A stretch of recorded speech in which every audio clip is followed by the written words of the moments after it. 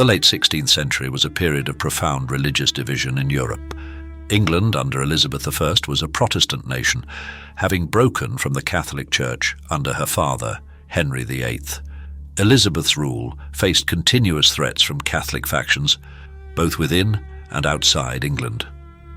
The Protestant Reformation, initiated by Martin Luther in 1517, had fragmented Christianity in Europe, leading to decades of religious wars and conflicts.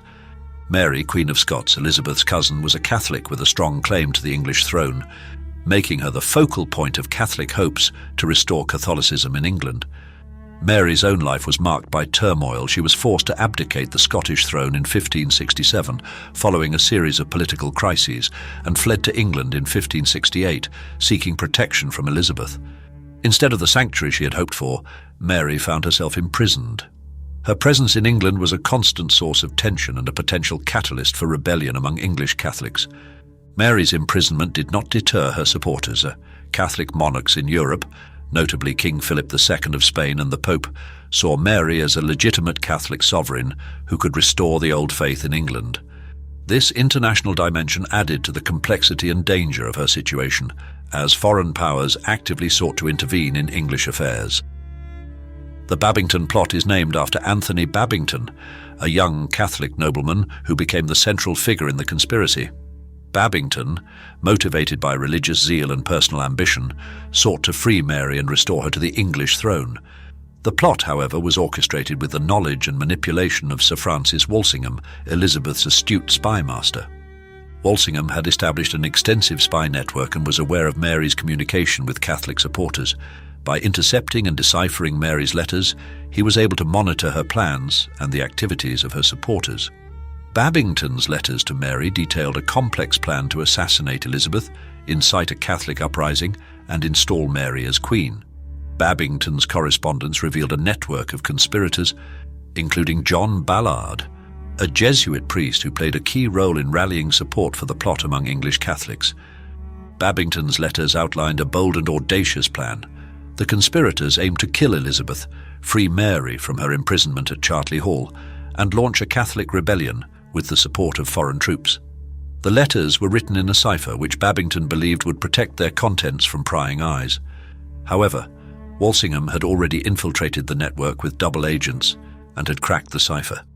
Walsingham's espionage methods were pivotal in uncovering the plot. The letters between Babington and Mary were intercepted, decoded, and used as evidence of their treasonous intentions. Walsingham's network of spies and informants played a crucial role in this process. One of his key agents was Gilbert Gifford, who acted as a courier for Babington's letters, but secretly passed copies to Walsingham. The famous letter in which Mary consented to the assassination of Elizabeth was the final piece of incriminating evidence Walsingham needed. This letter, dated July 17, 1586, sealed Mary's fate. In it, Mary not only endorsed the assassination plot, but also discussed the logistics of her rescue and the subsequent Catholic uprising. This damning evidence provided Walsingham with the proof he needed to move against the conspirators and Mary herself. Walsingham's use of ciphers, double agents, and intercepted communications showcased the sophistication of Elizabethan intelligence operations. These methods were not just about gathering information, but also about manipulating events to the government's advantage. Walsingham's ability to anticipate and counter threats was instrumental in maintaining Elizabeth's security and the stability of her reign. The discovery of the Babington Plot had profound consequences. Anthony Babington and his co-conspirators were arrested and executed for treason. The executions were carried out in a particularly brutal manner designed to serve as a deterrent to others who might consider similar actions. Babington and his associates were hanged, drawn, and quartered, a grisly punishment reserved for the most serious offences. Mary, Queen of Scots, faced trial and was found guilty of complicity in the plot against Elizabeth.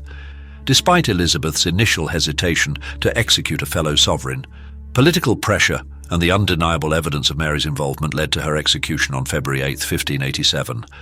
Elizabeth's reluctance was rooted in the potential diplomatic fallout and the precedent of executing an anointed queen. However, the threat to her own life and the stability of her realm ultimately outweighed these concerns. Mary's execution eliminated a significant threat to Elizabeth, but it also had broader implications. It provoked outrage among Catholics in Europe and provided King Philip of Spain with a pretext for launching the Spanish Armada against England in 1588.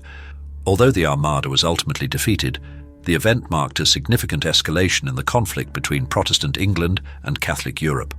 The failure of the Armada was a turning point in European history, solidifying England's naval dominance and Elizabeth's position as a formidable monarch. The Babington Plot remains a significant episode in the history of Elizabethan England.